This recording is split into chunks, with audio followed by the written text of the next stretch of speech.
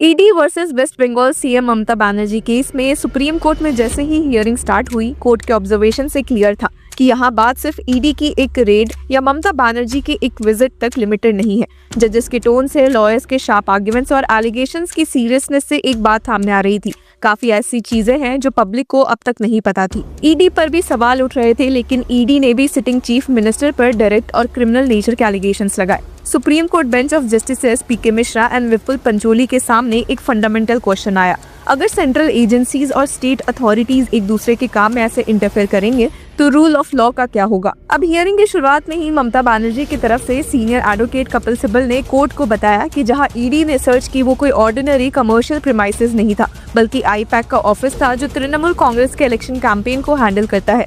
उनका कहना था कि वहां सिर्फ लैपटॉप्स या फोन्स नहीं, बल्कि पूरी पॉलिटिकल पार्टी का कॉन्फिडेंशियल इलेक्शन डेटा होता है, जिसकी वजह से उन्होंने क्लियरली कहा कि all election data is confidential and it is all kept there. There will be a lot of information on candidates etcetera.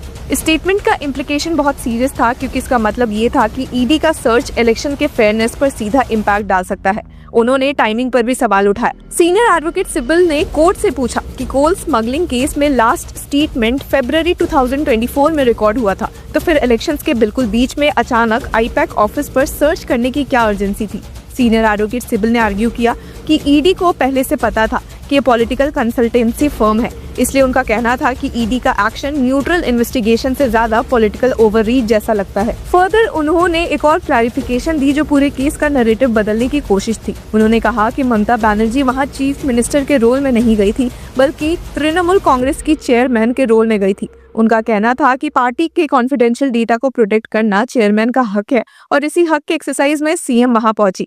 अब कोर्ट के सामने सीनियर एडवोकेट सिब्बल ने ये लाइन बोली कि chairman has the right to protect it and this went there. उन्होंने ये भी बताया कि सीएम ने सिर्फ एक लैपटॉप और एक आईफोन लिया जिसमें पार्टी रिलेटेड इंफॉर्मेशन थी और ईडी के सर्च ऑपरेशन को फिजिकली ऑब्स्ट्रक्ट नहीं किया गया। ईडी के एलिगेशन पर सीनियर एडवोकेट सिब्बल का टोन ज्यादा शार्प हो गया। जब ईडी ने ये कहा कि डिजिटल डिवाइसेस और डॉक्यूमेंट्स उठाए गए तो सीनियर एडवोकेट सिब्बल ने इसे डायरेक्टली झूठ बताया।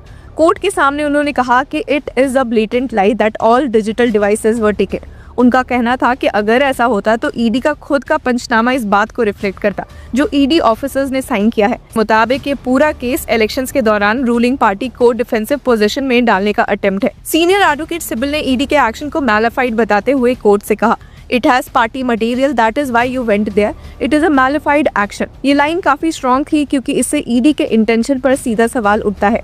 जब कोर्ट ने ऑब्जर्व किया कि ईडी ने कोई इलेक्शन डेटा सीज ही नहीं किया, तो जस्टिस प्रशांत कुमार मिश्रा ने कहा, If they had any intention to seize your election data, they would have taken it, but they did not. इस पर सीनियर एडवोकेट सिब्बल ने रिस्पेक्टफुली रिस्पॉन्ड किया, of course we can't, we are only trying to persuade you. ये exchange दिखाता है कि defence court को convince करने की कोशिश कर रहा था, लेकिन बेंच ऑलरेडी कॉशियस अप्रोच ले चुकी थी। अब इसके बाद स्टेट ऑफ वेस्ट बंगाल और डीजीपी राजीव कुमार की तरफ से सीनियर एडवोकेट अभिषेक मनु सिंघवी ने आर्ग्यूमेंट्स शुरू किए। सीनियर एडवोकेट सिंघवी ने पूरे केस को कॉन्स्टिट्यूशनल फ्रेमवर्क में रखते हुए सबसे पहले ईडी के पिटीशन की मेंटेनेबिलिटी पर सवाल उठाया। कोर्ट के सामने उन्होंने कहा कि they are filing parallel proceedings. उनका कहना था कि जब ईडी ने पहले कलकत्ता हाई कोर्ट का रुख किया और वहां मैटर पेंडिंग है, तो सीधा सुप्रीम कोर्ट में आर्टिकल 32 के अंदर आना फोरम शॉपिंग के बराबर है। सीनियर एडवोकेट सिंघवी ने कोर्ट को रिमाइंड किया कि आर्टिकल 32 एक्स्ट्रा ऑर्डिनरी सिचुएशंस के लिए होते हैं। कोर्ट के सामने कहा कि it is only allowed in exceptional circumstances where the ED is completely helpless.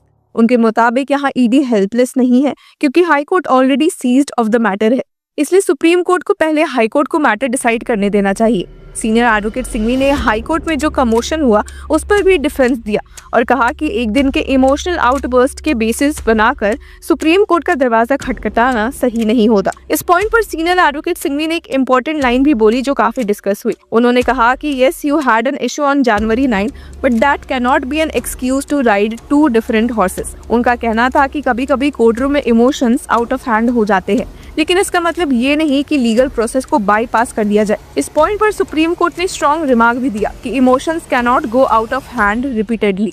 ये रिमार्क इनडायरेक्टली सिग्नल था कि कोर्ट रिपीटेड डिसरप्शंस को लाइटली नहीं लेने वाली। अब सीनियर एडवोकेट सिंघवी ने ईडी के प्रोसीजर पर भी सवाल उठाया। उन्होंने कोर्ट को बताया कि स्टेट पुलिस को सर्च के बारे में प्रॉपर और एक्यूरेट इन्फॉर्मेशन नहीं दी गई थी। कोर्ट के सामने सीनियर एडवोकेट सिंघवी ने कहा कि we were only informed by a casual email saying 11:30 AM. You started searching at 6:45 AM। इस आर्ग्यूमेंट का पर्पस ये दिखाना था कि कोऑर्डिनेशन फेलियर ईडी की तरफ से भी था। सीनियर एडवोकेट सिंघवी ने डीजीपी के सीएम के साथ जाने को जस्टिफाई करते हुए कहा कि ये उनका ड्यूटी था क्योंकि सीएम जेड कैटेगरी प्रोटेक्टी है और उनकी सिक्योरिटी इंश्योर करना पुलिस का कॉन्स्टिट्यूशनल ऑब्लिगेशन है।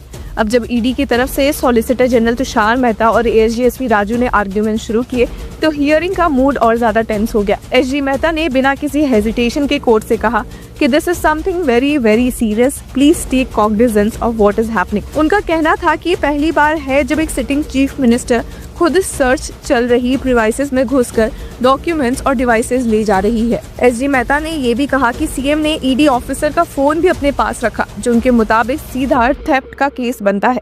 अब एसजी राजू ने और ज्यादा अग्रेसिव स्टैंड लेते हुए कहा कि this is a case of theft, robbery and dacoity. उन्होंने आर्ग्यू किया कि जब एक कॉग्निजेबल ऑफेंस होता है तो एफआईआर रजिस्टर करना मैंडेटरी होता है और अक्यूज्ड को पहले सुनना लॉ के अगेंस्ट है। अब एसजी राजू ने सीएम को डायरेक्ट अक्यूज्ड बताया और कहा कि डीजीपी भी अकॉम्प्लिस है, इसीलिए सीबीआई प्रोब जरूरी है। अब सुप्रीम कोर्ट के ऑब्जर्वेशन इस पूरे केस का टर्निंग पॉइंट बन गए। बेंच ने क्लियर वर्ड्स में कहा कि we are of the prima facie view that the present petition has raised a serious issue relating to the investigation by the ED और other central agencies and interference by state agency. Court ने warn किया कि अगर ऐसे issues को examine नहीं किया गया तो देश में लॉलेसनेस का माहौल पैदा हो सकता है। कोर्ट ने ये भी कहा कि सेंट्रल एजेंसीज इलेक्शंस में इंटरफेयर नहीं कर सकती, लेकिन पॉलिटिकल पार्टीज भी किसी बोनाफाइड इन्वेस्टिगेशन को ऑब्स्ट्रक्ट नहीं कर सकती। आखिर में कोर्ट ने नोटिस इशू किया, ईडी ऑफिसर्स के अगेंस्ट फाइल की गई एफआईआर पर स्टे लगाया और सीसीटीवी फुटेज प्रिजर्व करने का डायरेक्शन दिया। ये क्लियर सिग्नल था कि सुप्रीम कोर्ट इस मैटर को लाइटली नहीं लेने वाली।